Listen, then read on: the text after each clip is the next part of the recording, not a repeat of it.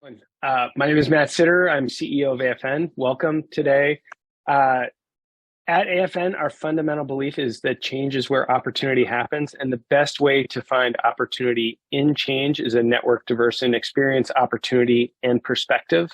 That is the central mission of AFN, is to bring together a good, strong network that is diverse in all of those characteristics. For today, for our events, for those of you who haven't been here before, what I would ask is that you keep your microphones on mute and your video off for the first half hour. And then at about halfway through, we'll welcome you to ask questions. If you're going to ask a question at that point, I'll ask you to turn the video on then, but I'll make it really clear when we're making that switch as well. Today, we've got Mackenzie Lee with us. We're going to be talking about the office of the CEO and how you get more out of that, as well as the chief of staff position in particular. Mackenzie is CEO of Cedar Chief of Staff. He's got a long history in fintech as well as management consulting, and really interested in how you can apply leverage to the CEO position. Mackenzie, welcome. Thanks for having me. So today, we're talking about what we can do with the CEO position. Give us a little bit of your view of the chief of staff position and why you think there's extra value to be had there. Yeah, I think the chief of staff is a really underlooked or underappreciated type of resource. Historically, it came from government and military. Now we're starting to see it more often in private sector, particularly with tech startups. And the reason why it's so important is because CEOs today, they're facing a lot more challenges and pressure. And so the chief of staff can really help them save time, stay focused, while also accelerating growth of the company. Share basically the burden of the CEO. So, the burden of the CEO, I would say that we talk a lot about it being a lonely job. They had all sorts of help before. They have functional positions and things like that. Why do you think the idea of the chief of staff is catching on where these other functions may not have been providing the type of assistance that a principal needed? Yeah, finding the right chief of staff is kind of like finding the right spouse. You're spending so much time together. And there's a really special bond that is created between the chief of staff and the CEO. The chief of staff can serve as a trusted confidant and oftentimes knows as much about the company as you do as a CEO. So they can actually troubleshoot an issue or talk through a sticky situation, give you, strategic advice. They're really a great partner and know your problems much more intimately than maybe like an executive coach would or one of your direct reports would. Along those lines, so we're saying that they got a big job, that they got to know what's going on with the CEO intimately. They've got to figure out all these things. What sort of expectations should a CEO have of a chief of staff? Yeah, they should know what are the leverage points for the CEO. They should know what's the zone of genius for the CEO. They should know what types of activities really activate the CEO. And then what are the things that are low priority? Like what should not be the focus? Maybe what are some of the bad habits of the CEO? And they should be a guide to putting the CEO in situations where they shine, and then taking all the other items off their plate that they don't want to do or that are draining their energy or, sapping away their time. And they can take that and partition it and abstract it out of view. How do they figure out these things about the CEO? Yeah, in an ideal world, there's a great conversation, a series of conversations that happen before the chief of staff arrives on deck. But usually what happens is that there's just a few conversations. So the chief of staff has to really ride side saddle with the CEO up front, say, hey, what are their work, quirks? Like, what's their style? How do they make decisions? How do they show up? What do they like? What do they not like? And it's really getting to know that person and creating that trust and that chemistry between the two. That's really important. I've tried to quantify this in terms of a series of questions. Like, hey, what could you ask? And there's different things that you could do to figure out like the leverage points or the zone of genius for the CEO. And that's looking at like the specific roles that the CEO plays, and then also the skills that they need to bring to the table. And for the ones that are, part of the zone of genius, hey, let's keep doing that with the CEO. But for the ones that, they don't like doing or that are outside the zone of genius, that's where the chief of staff can take on those duties and tasks.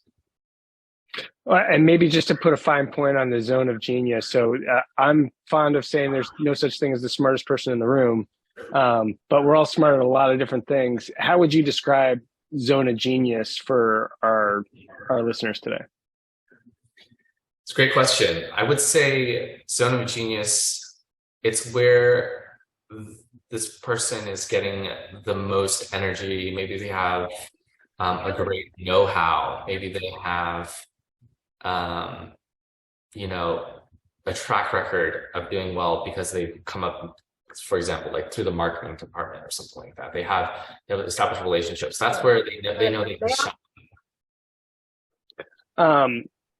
So when we think about that, we talked about the expectations that a CEO should have for a chief of staff. What should a chief of staff be expecting from the CEO? And, as they're trying to build up this rapport and really get to the point where they can get real leverage. So what I always counsel chiefs of staff as they go into, the job, make sure that you have upfront really great sponsorship from the CEO. And sponsorship could be, communication to the rest of the team. Hey, Matt's coming on as a chief of staff. This is their role. This is their remit. This is why I'm bringing on this resource. And I want Matt to be able to go around the company and ask questions and collect feedback and execute on their job. So it's really that sponsorship. And then, hopefully as trust is developed and candor is developed, talking about, problems that are arising in the business, like actually being like a conversation partner and thought partner on some of the issues is important, so that you're not just a glorified EA. You're a real chief of staff that is values of the organization. So I mean, part of what you're saying though is that the CEO needs to have real clarity on what they're asking of this person up front. And some of the experiences that I've had with friends who have become chiefs of staff, they walk in and the CEO says, hey, I just know you're supposed to make things better for me and, know a bunch of what's going on. All right, go do that. So how would you help to change that dynamic and make sure that the CEO is actually saying they're not saying that to the rest of their staff? Yeah, I mean, it's kind of like help me help you is the message, I would say. Look, I can deliver 1x level of enablement or effort by just taking on odd ends. But what if I could do 5x or 10x? And the way we get there again is saying, hey, I need sponsorship, or I need to understand what you're good at, what you're not good at, so I can take on more meatier things. I do think, though, in the beginning, building up a series of small wins is important for trust in general. But having some sort of like roadmap saying, hey, I can take on your like 10 items off your to-do list right now that are small, but then saying, hey, I want a dedicated project that I'm going to run cross-functionally, in 3 months. That's the way to get there. Okay, gotcha. So, we're identifying this chief of staff who's supposed to have a bunch of magical qualities to be able to do some very remarkable things to add leverage to the CEO. What do you think folks should be looking for in a chief of staff to make sure that they can really accomplish what the goal is for them? Yeah, so I say there's some typical backgrounds in terms of hard skills that I look for in a chief of staff. One would be, management consulting or strategy consulting background. Allows people to attack any problem and break it down. It allows them to, have no fear presenting to any stakeholder. Second background I look for is someone with ops, experience. That'd be great, with a PMO or project management background. And they really know how to drive things to close. And the third thing I like to look at, this is maybe more for tech startups, but it is having that tech background. And the reason why is because people who work in those types of companies understand productivity tools really well. So they understand Zoom or they understand Slack. They know how to like take that knowledge and implement it at their new organization. So that's all hard skills or backgrounds in terms of work experiences. But then I like to say, let's add on a healthy dollop of EQ on top. And the chief of staff is interacting with all the stakeholders that you are interacting with as a CEO. So you have to make sure that they can walk into a board meeting or investor meeting and feel comfortable and know how to present if need be. The chief of staff also needs to go in front of a big customer or interface with your entire executive team. And so that EQ is really important because you're context switching between different people all the time. And so those are the things I look for. But, I'll go back to what I said before, you can look at hard skills and you can look at EQ, but ultimately you want to find someone who has a zone of genius that's different than your zone of genius, perhaps. And so if you have ABC that you're really good at, you want them to be good at XYZ. And then that put together is a real force multiplier. The zone of genius, I think that you've got to do some investigation around that. The hard skills, you can say, hey, what experience does this person have? How do you get a sense for the EQ that someone has and that they're going to be able to talk to all the different roles within the organization? Yeah, systematically, like from a more dry standpoint, you can say, hey, have you worked in cross-functional stakeholder environments? Can you tell me example of the role that you played and the project you led. But I also like to ask them or have them prepare more personal anecdotes around where they're from, where they grew up, maybe what they like to do outside of work. And if they have different hobbies or they have different interests, that shows their versatility. And just as an aside too, as I'm trying to create the matches between a CEO and a chief of staff, I'm trying to look at, their points of chemistry, what are shared interests or backgrounds. And, them being able to speak about their background is a double win because it shows, again, what they do outside of work, but also what are points of connection I can make between the CEO and the chief of staff. Right. So when we think about, let's just say, stage of career that these folks are at who become chiefs of staff, I've seen it all across the board. I've seen people saying like, oh, I just want someone who's young and full of energy in here and they're just going to go and zip around for me. I want someone who's got a lot of experience, who knows how to find where the bodies are buried, all that type of stuff. What type of career stage do you think that folks should be looking for in a chief of staff? I would say it really depends on the maturity of the organization you're in right now. My background, I've worked with Fortune 100 companies, and I've also worked with all the way down to like seed stage companies. The demands are different. Larger organizations have much more stakeholders, and so you'll need a more senior chief of staff. If you're looking to, find a more energetic or ideas focused chief of staff, maybe that's a little bit more junior. But it really is, depend on the organization stage, I would say. And then also, it's a chemistry fit too. Are you going to be more comfortable working with a more senior person or a more junior person? Because you're going to be side saddle with them day in, day out. Right. Again, so going back to this idea of the stage of career, is this for chiefs of staff, right? And the people who might desire to be in this role, do you think it's generally a stop in their career, or are they career chiefs of staff? And maybe it's both. Can you disentangle that idea for us? Absolutely.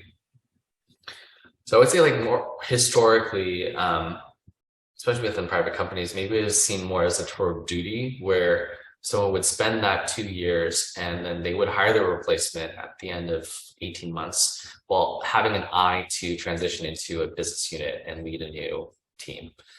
That said, within the past 5 years, I would say there's more of a trend towards a professionalization of this role in the industry. And there's more career chiefs of staff that are out there. So For example, I just talked with someone who is 25 plus years of experience, and she's chief of staff at Intermountain, which is the hospital system. And, she and I were talking about her next steps because her principal's moving on. And she said, hey, I could stay as a chief of staff or I could go elsewhere. So it really depends on, the person. Some people don't want to be in the limelight. They really enjoy enabling someone to the best of their abilities, and they have to play that number 2 role. Well, and I think a lot of this is around the definition. We talked about the military origins of chief of staff, where, essentially everything is a tour of duty in the military. You're doing something for 2 years and you always move on. And so that seemed like a natural transition here, but the professionalization of this job title is probably implying something different going forward. Yeah, I think there's more obviously there's more education out there with every new chief of staff that exists. Everyone in the company is getting exposed to it, and they're bringing that to other companies. So I think there's definitely more demand for this role. We are starting to see titling as well. So EVP chief of staff, SVP, okay, all the way down to manager chief of staff. And that helps communicate the seniority, like you talked about before, but also gives like pathways for career development from a more junior chief of staff to a more senior one. Yeah. There's more interest in also creating the right compensation levers for keeping someone on the job. Obviously, it's great if you have a talent that you can groom in-house and place at a new business unit, but then you've just lost maybe one of your most talented resources that helps you personally day in, day out. So reducing the churn or having a more career chief of staff can actually help you as a CEO better, retain that talent and, get a more continuous service from that resource. Sure. The interesting thing about the world that we live in is that there's so many things that we can measure now. There's metrics that are absolutely everywhere. When we're thinking about how you're judging the performance of a chief of staff, it seems like it'd be really hard to do. How can you think about what the performance management of that is, and like what are some of the things that a CEO or that principal who's in charge of the chief of staff, what should they be watching for to say like, okay, that person's doing a good job? Yeah. Ultimately, after you've done the zone of genius exercise, like you can do an audit, 2-3 months later and continually saying, hey, am I still in my zone of genius or have I drifted? The other thing too is looking at obviously hours saved, like calendar meetings, gone from your calendar as a CEO, reduction in the amount of decisions that you've had to do or meetings you've had to take. That's really important. Obviously, there's qualitative feedback so that you understand this person is performing professionally and at the level that you would expect as sometimes your proxy. So looking at executive team and saying, hey, are they collaborating the right way? There are other, there's a lot of chemistry and trust-based things that are hard to quantify necessarily. But you can just ask yourself simply hey, am I getting a lot of leverage out of this person? Do I continue to enjoy the same amount of trust in this person? And looking at my own time and energy, am I able to do more deep work or creative things that I wouldn't necessarily have to? So doing a snapshot before you have the chief of staff, just to take inventory, and then looking at it after is a simple metric or way you can compare. Right. Well, okay. So staying in the zone of genius, I like how we're thinking about that. And it is the fortunate CEO, I feel like, when they hire the chief of staff, that they end up working less, right? But they may be able to evaluate what type of work they are not doing. And so I think that that's really interesting. You said, hey, looking at what types of meetings the person is taking, do you recommend things like doing a calendar analysis to be able to quantify something like that? Or how do you think about being able to dig out what's actually going on there? Absolutely. I mean, it sounds not glamorous, but it needs to be done. It's just taking a snapshot of a week or a month of the CEO, tagging each meeting to types, and then recording how much hours are going to each bucket, right? And it's helpful for the CEO to come and say, hey, I really like these, and I really don't like these. Then you'll know immediately, hey, this is like a time suck or not. So Right. that calendar analysis can happen, and can quantify some of the types of activity that you're doing. Okay.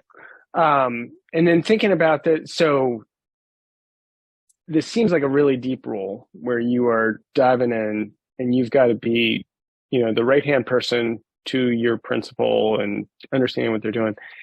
Is this possible to do in a fractional role where you are not full-time? And then as an adjunct to that question, do they have to be sitting in the same spot geographically? Great questions. So on the fractional side, I think it really depends on where your company is. I mean, the small startups that I talk to, they see more value because they don't have as much money. And it's also 2023 where investors are demanding profitability. That's where they're going to use a fractional chief of staff. There's also other executives outside the CEO that are starting to use chiefs of staff, like the CMO, the CTO, the CLO. That's where they maybe don't have as much dedicated budget, and they would want a fractional chief of staff to come in. And then the final use case too is that if you have a very, very senior chief of staff that's very expensive, that has domain expertise that you really need in your industry, that's where you'll use a fractional person. Okay. Now on the question of remote or in person, I've seen everything happen from every day, all day, sitting right next to the CEO to fully remote and only actually meeting 15 minutes a week, which is, in my estimation, kind of nuts. This person, former Stanford classmate of mine, his CEO, I think, lives in the Middle East, and the manufacturing companies are manufacturing industry is in China, and he's based in the US. So it's a very multinational company that's always been remote first. And that's where the remote can work. But it really takes a lot of effort on the part of the CEO and trust on the CEO that the chief of staff is doing what they need to be doing, because there's not a lot of oversight in that situation. Okay. And probably some dependency just on what the culture of the company is as well. Definitely.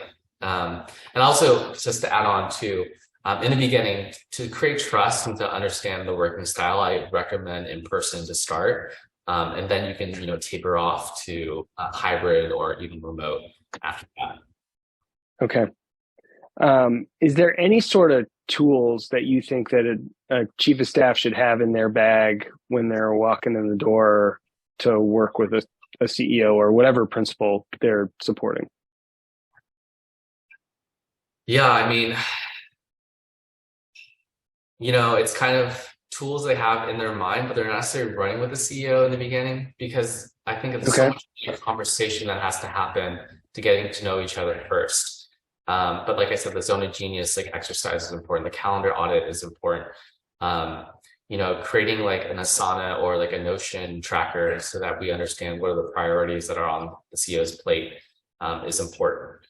But a lot of it should be like abstraction. Like this chief of staff should run their own tools for themselves, but not necessarily have to run the CEO through, so that there's less complexity on their plate. Yep. So given what we do with AFN, I'm a network nerd at heart.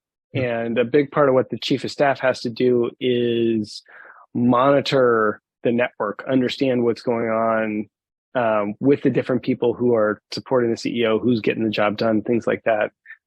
What types of things do you think that the chief of staff, when they're walking in, what do they have to know about the different players that are out there that they should be either building that catalog in their mind or holding on a spreadsheet or wherever? Yeah, and let me make sure I understand the questions. Like, what kind of information should they have in the back pocket when they're going around the business? Is that right? What should I know about the people who I'm working with who are not my CEO as well? Got it. Yeah. I mean, this is where the EQ comes in, it's like, who's okay. It's like, what's your title? How do they get there? What are the motivations? How long have they been in seat? What kind of agenda are they trying to run? How do they like to collaborate? How do they like to communicate, do like in person, do like meetings, do like asynchronous. Also understand what's their skills and weaknesses. You're kind of like assessing where they can use more leverage essentially, and trying to create situations where they can be the best person that they can be in the role. And again, that's where, EQ and stakeholder management is like super important, because like there's going to be tons of different characters that you can walk into. Gotcha. And one last question before we open it up to everyone else. So you were a chief of staff. You felt passionate enough about it to build a business out of it. What did you love about the job? Yeah, I just love that I could get my hands in everything. I mean, I love different types of problems. I love being a generalist. I love being able to interact with multiple stakeholders.